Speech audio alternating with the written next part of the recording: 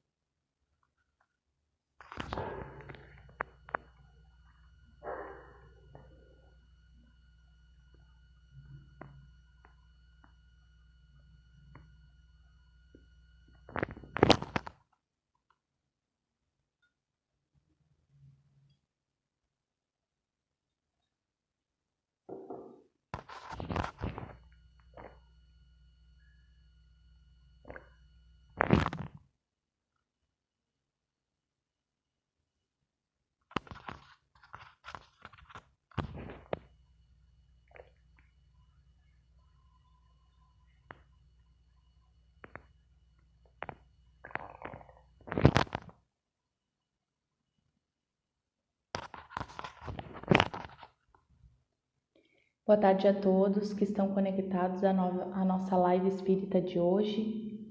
Meu nome é Fernanda e eu faço parte do grupo de trabalhadores da Sociedade Espírita Luz, Paz e Caridade. E estou aqui hoje, junto aos amigos, para conversarmos um pouco sobre o poder da oração. Peço aos irmãos que fechem os olhos e elevem seus pensamentos, fixando a imagem da figura do nosso bondoso Mestre Jesus. Querido Mestre Jesus, amigo de todas as horas, estamos aqui hoje, unidos em pensamentos, para te agradecer pela vida e por todos os teus ensinamentos diários. Gratidão, querido amigo, pela nossa saúde, pela nossa lucidez, por podermos passar este tempo de quarentena com quem amamos, podendo lhes dedicar um tempinho a mais dentro da nossa vida, que às vezes é tão corrida.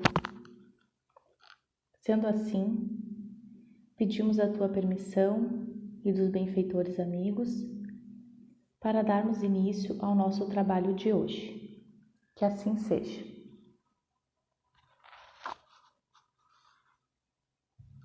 Bom, hoje a nossa reflexão é sobre o capítulo 27 do Evangelho segundo o Espiritismo, que é o Pedi e Obtereis.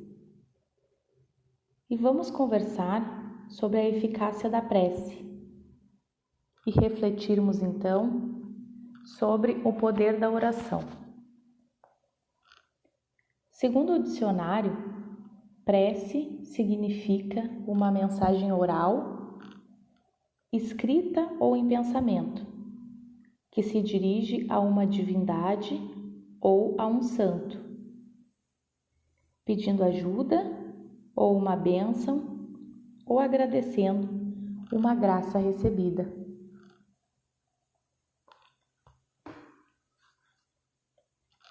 Mas a partir de agora, vamos conversar sobre o que o nosso Evangelho, segundo o Espiritismo, nos traz sobre a prece. E vamos refletir então sobre a qualidade da prece, ou seja, sobre quando, como e onde rezar, por quem rezar e também sobre qual deve ser o tempo de duração de uma prece.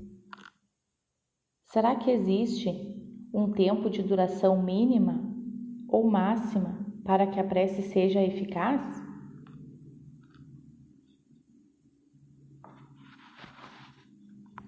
Bom, no Evangelho fala que a prece é uma evocação e que por ela um ser se coloca em comunicação mental com outro ser ao qual se dirige. Ela pode ter como objetivo um pedido, um agradecimento ou uma glorificação. Pode-se orar por si mesmo ou por outros, pelos vivos ou pelos mortos. As preces dirigidas a Deus são ouvidas pelos espíritos encarregados da execução de sua vontade. Aquelas que são dirigidas aos bons espíritos são levadas a Deus. Quando se ora a outros seres, senão a Deus, é apenas na qualidade de intermediários, porque nada se pode fazer sem a vontade de Deus. Mas então, qual é a melhor forma de rezar? Onde podemos rezar? E quanto tempo deve ter essa oração para ter efeito? Qual a melhor forma de rezar? O nosso Evangelho nos traz uma passagem que diz o seguinte: quando orardes, não se assemelheis aos hipócritas que se comprazem em orar em pé nas sinagogas e nas esquinas das ruas, para serem vistos pelos homens. Mas quando quiserdes orar, entrai em vosso quarto e, estando a porta fechada, orai em segredo, e vosso Pai, que vê tudo o que se passa em segredo, recompensar-vos-á. Não afeteis orar muito em vossas preces, como fazei os gentios, que pensam ser pela multidão de palavras que serão atendidos. Mas quando vos apresentardes para orar, se tem alguma coisa contra alguém, perdoai-lhe, a fim de que o vosso Pai perdoe também os vossos pecados. Esta pequena passagem já resume os nossos questionamentos e entendemos que a melhor forma de rezar é fazer uma prece simples e humilde, com palavras que venham do nosso próprio coração, pois Deus nos conhece e sabe o que se passa conosco. Vimos também que de nada adianta fazermos uma prece com palavras decoradas, ficarmos por muito tempo orando, talvez até mais de 30 minutos, se o nosso pensamento já está em outro lugar. Ou seja, no momento em que vamos fazer uma prece, precisamos nos dedicar a ela e estarmos conectados em pensamento com a mesma.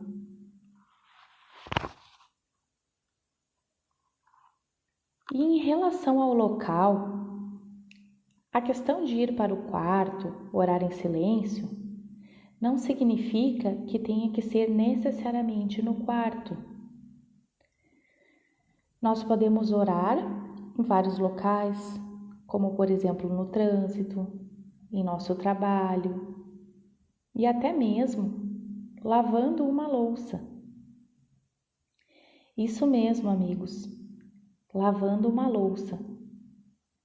Ao invés de ficarmos frustrados por termos a louça para lavar e ficarmos reclamando, podemos substituir tudo isso por uma prece de agradecimento por ter aquela louça para lavar, pois louça na pia significa que tivemos o que comer. E se nós mesmos podemos lavar, significa que somos abençoados, pois temos braços, mãos e enxergamos, o que nos facilita a realização da tarefa. O importante é nos concentrarmos para nos conectar com os benfeitores amigos e também trabalharmos diariamente em nós a prática do perdão a quem temos algo contra. Podemos orar por nós mesmos, pela nossa família, por nossos amigos e até mesmo por espíritos que já desencarnaram. Podemos pedir proteção e saúde a Deus para todos. Porém, devemos nos lembrar sempre da gratidão, nos lembrar de agradecer por enxergarmos, falarmos, ouvirmos, caminharmos e podermos concluir as nossas atividades diárias. E a oração pelos inimigos. Jesus não nos manda orar pelos que nos perseguem? E aqui, falando em inimigos, podemos pensar em alguém que nos fez muito mal um dia, como também podemos nos lembrar dos acontecimentos do nosso dia a dia, com pessoas que consideramos difíceis de lidar, que parecem estar sempre nos contrariando, nos perseguindo e nos caluniando, inventando coisas a nosso respeito. Mais uma vez, devemos nos lembrar que o que o outro me faz é um problema dele com Jesus. Agora, o que eu faço para o outro, esse sim, é um problema meu com Jesus. E cada um de nós terá que prestar contas no final da sua encarnação. Contudo, podemos ir além. Pensando que Jesus nos adverte em seu Evangelho, que fora da caridade não há salvação, quando alguém que nos persegue, nos incomoda, inventa coisas sobre a nosso respeito para os outros, ou tenta nos humilhar perante outras pessoas, e certas vezes até consegue, nós temos duas opções de escolha. Podemos revidar as atitudes, levar este ser para a cama conosco ao deitarmos, porque se não nos observarmos e não estarmos atentos, levaremos ele em nossos pensamentos para todos os locais.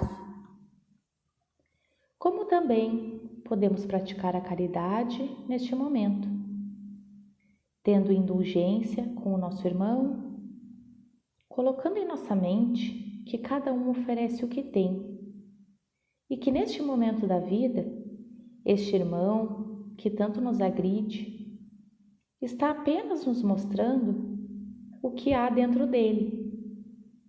E sim, ele precisa das nossas orações.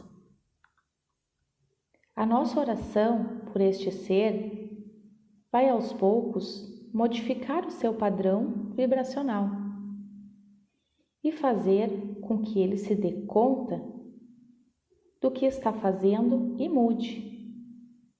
Pode demorar? Pode. E talvez nem seja nesta encarnação que isso aconteça. E é por isso que essa atitude se chama caridade. Mas esta oração também vai nos beneficiar, e muito, pois as boas vibrações também estarão conosco.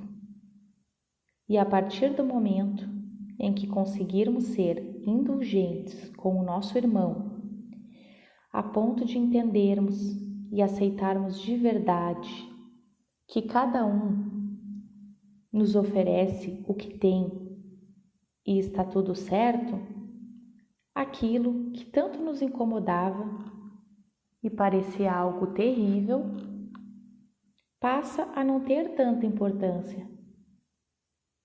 E acima de tudo, estaremos fazendo o que mesmo?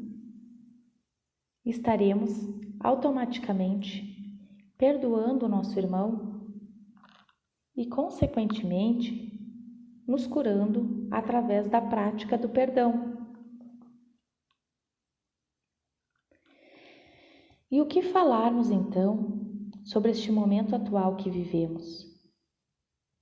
Orar em diversos momentos, por nós e pelo próximo, é somente importante em época de pandemia? Certamente que não. Orar diariamente atrai o recurso dos bons espíritos para nós, para a nossa família e para o nosso lar. Quando oramos por outros encarnados, chamamos os recursos dos bons espíritos para eles e com isso lhes transmitimos boas energias e aumentamos o seu padrão vibracional e, consequentemente, o nosso também. Se todos nós, ou melhor dizendo, maior parte da população do nosso planeta Terra estivesse orando diariamente por si e por seu irmão, deixando o egoísmo, o orgulho, a maledicência e a ambição pelo poder de lado, certamente que o planeta estaria em contato maior e constante com os bons espíritos e talvez não estivéssemos passando por esta pandemia atual. Mas vejamos bem, talvez porque sabemos que Deus sempre tem propósito em tudo e que a dor nos faz evoluir. E também porque não lembramos do nosso passado espiritual, o que obviamente nenhum de nós foi santo e abnegado como Jesus, pois do contrário não estaríamos aqui encarnados neste mundo de provas e expiações.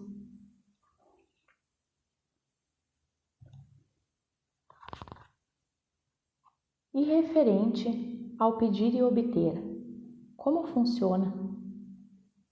Será mesmo que é só pedir que obteremos? Bom, primeiramente temos que avaliar o que estamos pedindo e também de que forma estamos pedindo. Humilde ou orgulhosa? Pedimos com humildade e confiamos na providência divina e entendemos que Deus está no comando e não nos abandona nunca e que receberemos o que vem para o nosso auxílio de evolução espiritual? Ou pedimos com orgulho, achando que somos bonzinhos quase sempre e merecedores de tudo o que pedimos? Então quero dizer que se eu realmente tiver merecimento, Deus vai me ouvir e me abençoar com o que eu estou pedindo? Então aqui temos que nos lembrar primeiro que Deus nos abençoa sempre e que tudo que nos acontece é com a permissão dele e que os acontecimentos que enxergamos como ruins são eles que nos auxiliam a crescer e evoluir, pois sabemos que a receita é única. Se não aprendermos pelo amor, vamos aprender pela dor. Mas eu nunca fiz mal a ninguém. Realmente, olhando para esta encarnação, talvez não tenhamos feito mal algum. Mas certamente que se estamos encarnados aqui novamente, é porque ainda temos débitos de encarnações passadas. Então, podemos escolher se vamos seguir resignados ou reclamando da vida, maldizendo Deus por coisas que nos aconteceram.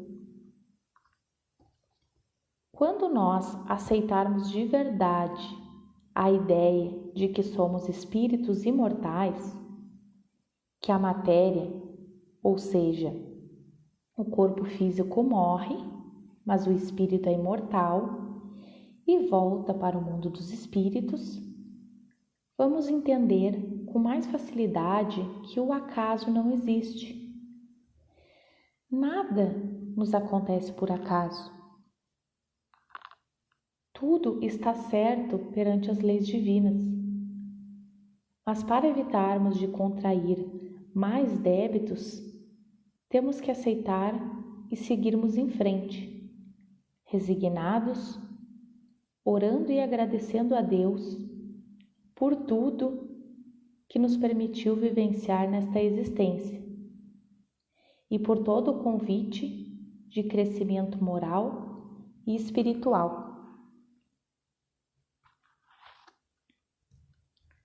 Contudo, não adianta ficar somente meditando e orando, procurando a paz interior, pois no Livro dos Espíritos, na parte em que fala sobre a lei de adoração, Kardec questiona os espíritos na questão 657, que fala sobre a vida contemplativa.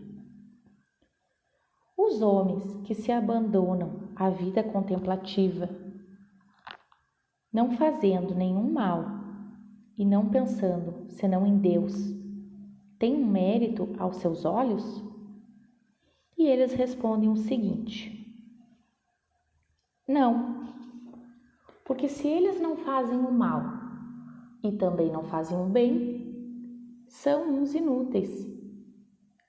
Aliás, não fazer o bem já é um mal. Deus quer que se pense nele, mas não quer que se pense apenas nele, visto que deu ao homem deveres a cumprir sobre a terra.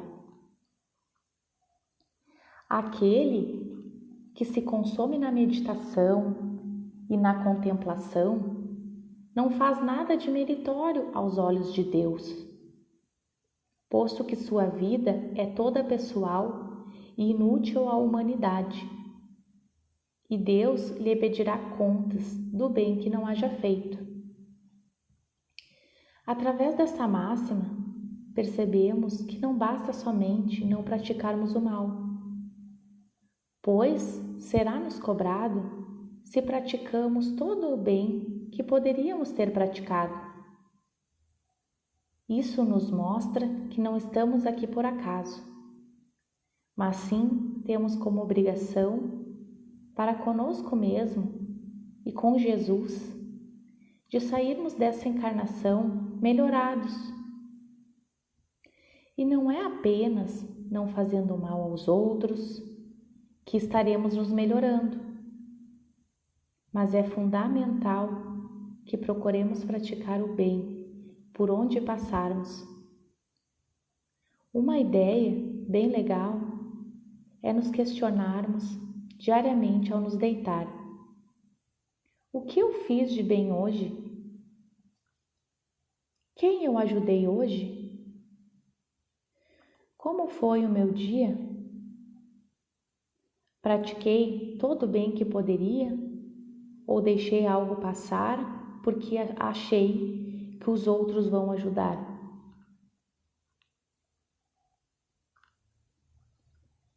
E então, será que basta somente pedir que seremos atendidos? Este capítulo do Pedir e Obtereis está diretamente ligado a outro capítulo do Evangelho, que é o Ajuda-te e o céu te ajudará. E nele encontramos que o que Deus concederá quando se dirigir a Ele com confiança é a coragem, a paciência e a resignação. O que concederá ainda são os meios de sair por si mesmo da dificuldade, com a ajuda das ideias que são sugeridas pelos bons espíritos, deixando-lhes assim o mérito. Assistem aqueles que ajudam a si mesmo, segundo esta máxima: ajuda-te, que o céu te ajudará. E não aqueles que tudo esperam de um socorro estranho, sem fazer o uso das próprias faculdades, e que geralmente preferem ser socorridos por um milagre, sem nada fazer.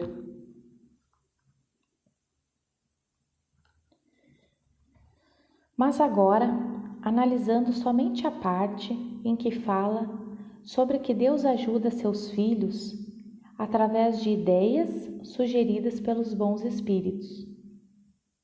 Refletindo sobre estes seres, os moradores de rua, os animais que estão na rua, aqueles que nos vendem coisas no semáforo e até mesmo os nossos irmãos que se deixaram envolver pelo vício das drogas e se encontram doentes. Como será que Deus age para eles? Será que este que está no semáforo vendendo coisas para levar o sustento à sua família também não está orando a Deus e pedindo o seu auxílio? Será que os animais que estão na rua precisam passar fome e frio, não merecendo um lar porque não são de raça?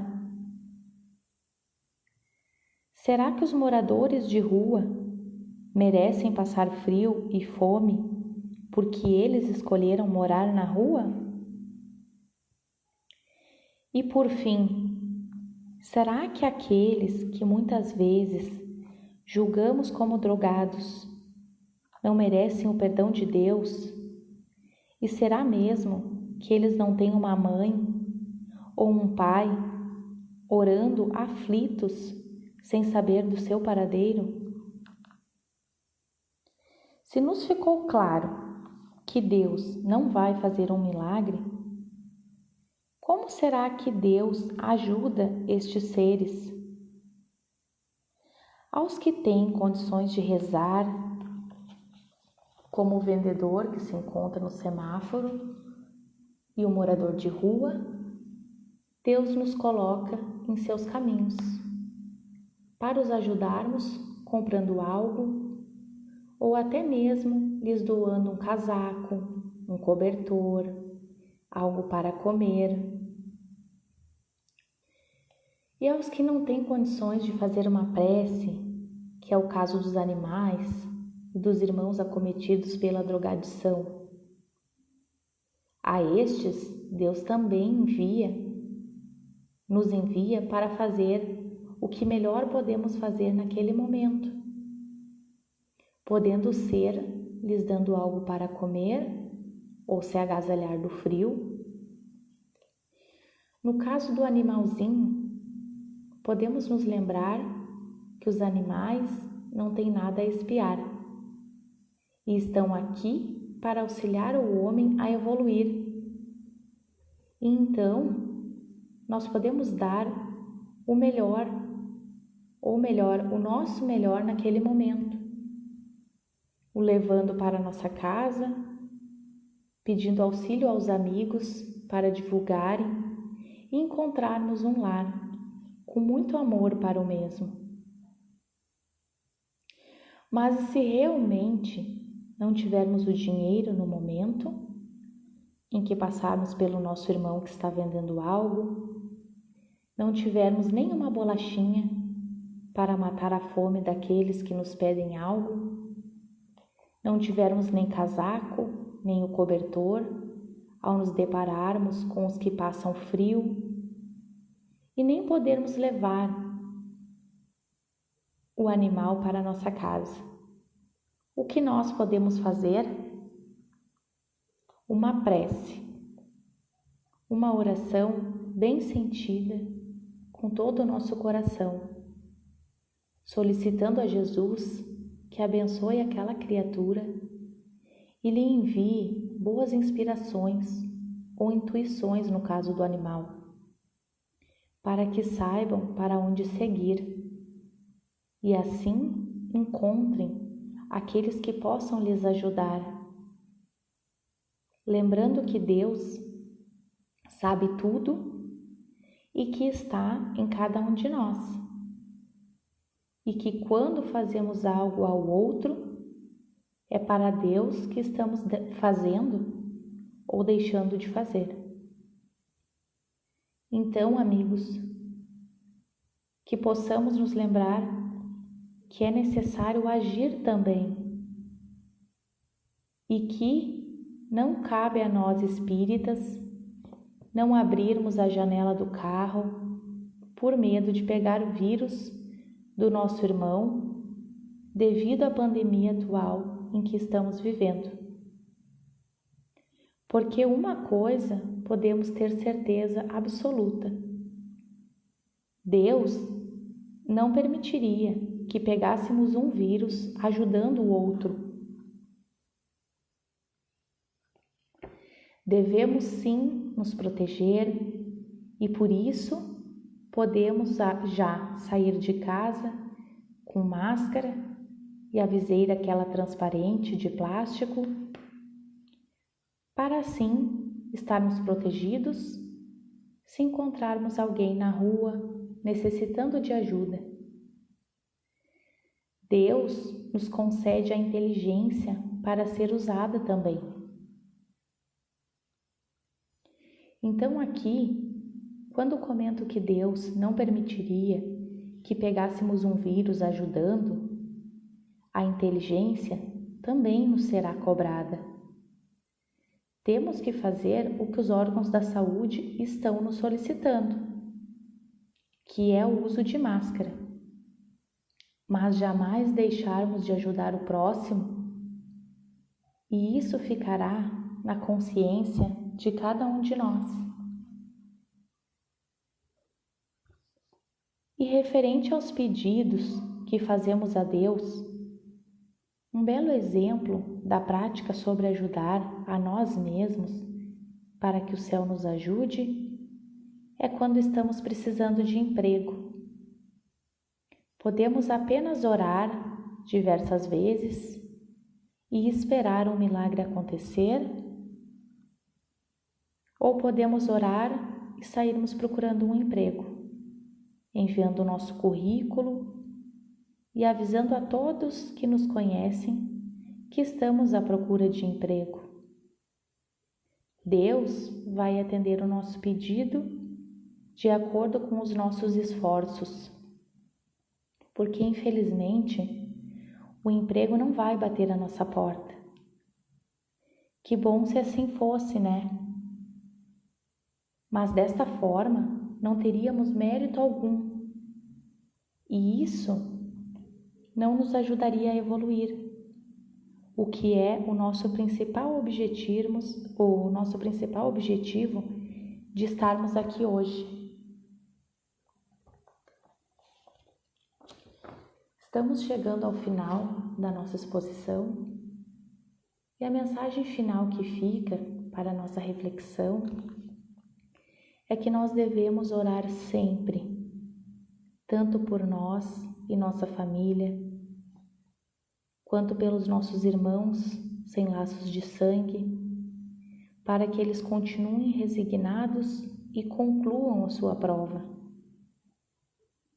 devemos nos lembrar de orar também para agradecer a Deus por todas as coisas boas que nos aconteceram, mas também pelas ruins, que por ora não entendemos, mas que certamente servirá para a nossa evolução espiritual. Agradecer também aos bons espíritos e ao nosso mentor espiritual pelas boas inspirações diárias. Contudo, jamais nos esquecer de que nada adianta somente rezar sem agir, e que muitas vezes as mãos que ajudam são mais sagradas que os lábios que oram.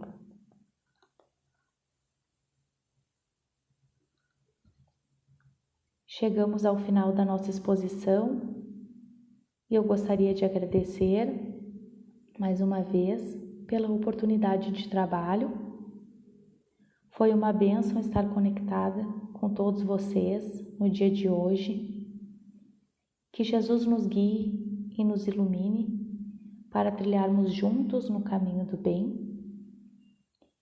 Convido a todos agora para fecharem os seus olhos, sentarem de maneira confortável e elevarem o pensamento à figura do Mestre Jesus, para fazermos a nossa oração final e o passe. Querido Mestre, obrigada por nos abençoar com este dia maravilhoso. Gratidão por este momento em que passamos, unidos virtualmente, com os nossos amigos encarnados e mentalmente com os nossos irmãos desencarnados.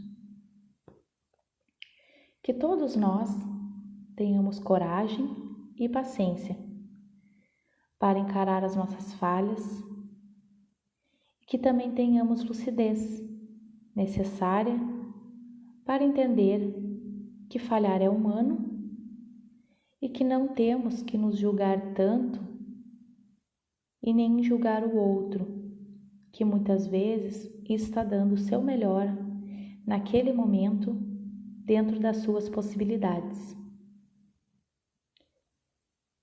Que estejamos prontos a ajudar qualquer irmão em necessidade e mantenhamos em nossa mente o desejo ardente de praticar o bem, aquele desejo de fazer o bem sem olhar a quem. Que sejamos abençoados pelo Senhor, a ponto de nos mantermos serenos, com boas vibrações e sentimentos de esperança por um futuro melhor. Futuro esse que todos nós queremos fazer parte e que, se Deus quiser, iremos fazer. Que neste momento os benfeitores espirituais estejam conosco, nos transmitindo um passe espiritual e que estas energias benéficas penetrem em cada célula do nosso organismo, tornando-as fortes para que nos auxiliem a mantermos uma excelente saúde física e mental. Que as águas expostas neste momento sejam fluidificadas e que os nossos amigos espirituais aproveitem para harmonizar o nosso ambiente familiar, auxiliando e amparando algum irmão desencarnado que possa estar entre nós necessitando de ajuda. Que este irmão desencarnado receba muita paz, luz e seja encaminhado pelos nossos benfeitores amigos para a nossa sociedade espírita, luz, paz e caridade, e que lá recebam todo o amor e auxílio adequado às necessidades espirituais para a sua evolução. Obrigada, mestre amigo, por tudo. E mais uma vez, gratidão. Gratidão por esta vida e gratidão por estarmos aqui hoje. Que assim seja. Obrigada a todos os amigos que estiveram conectados conosco nesta tarde.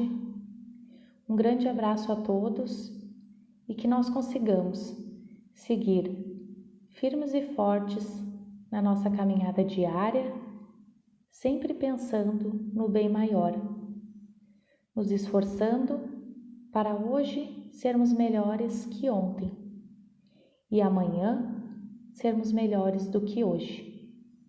E na dúvida, nos perguntarmos: o que Jesus faria?